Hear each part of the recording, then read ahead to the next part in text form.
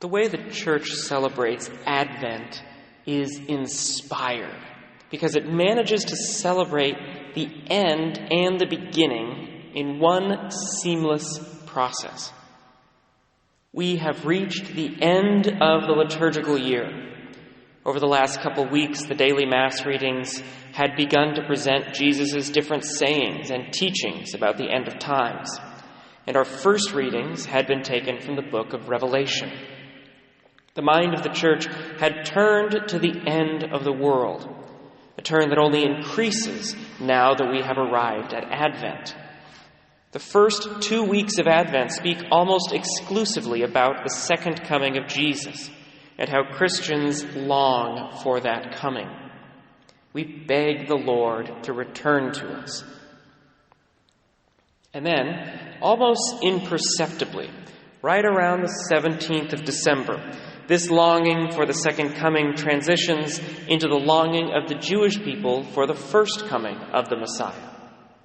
We hear all of the prophecies that Jesus fulfilled, and we prepare ourselves more directly for the great and holy feast of the Nativity. The end becomes the beginning, and the liturgical year starts afresh. Both halves of Advent, we should note, are penitential in nature. The reason for this is the same reason that no one eats a full breakfast and a full lunch before Thanksgiving dinner. We need to leave room for all the tasty Thanksgiving foods. Similarly, whenever we prepare for major feast days, the Church recommends a time of fasting and penitence so that when the feast day arrives, our souls have plenty of room to receive the great joy of the celebration.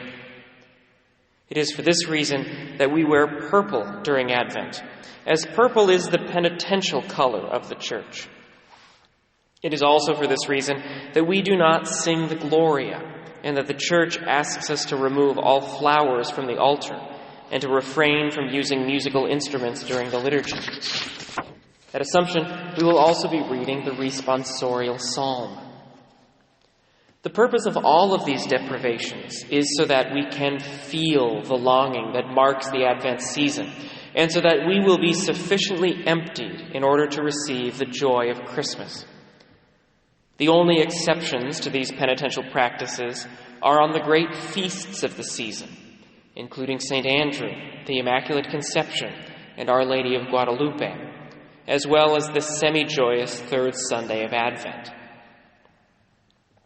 A quick fun fact. Traditionally, even though the Church has the penitential seasons of Advent and Lent, the joyous seasons that followed them were always longer, so that our joy and feasting should outlast our penance and fasting. Lent is 7 weeks, but Easter is 8. Advent is 4 weeks, but Christmas, up until the last century, was 6 weeks. It was only in the revision of the liturgical calendar following the Second Vatican Council that Christmas ended up being shortened to 2.5 weeks, a change with good reasons, but which sacrificed that old symbolism. Finally, the question of how we live out Advent apart from the liturgy is, of course, harder. Since for nearly a century the United States has given up on Advent in favor of a consumerist approach to Christmas.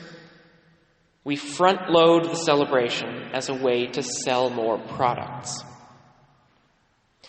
My recommendation is to treat Advent like all fasting. Fast until you feel the hunger.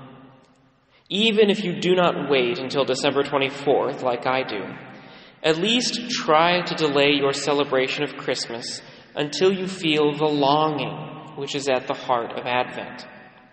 Allow yourself to feel deprived. Do acts of penance. And yes, Christmas shopping counts as an act of penance. And then, once you have made plenty of room in your soul through fasting and penitence, then you will be ready for the joy of Christmas to enter in.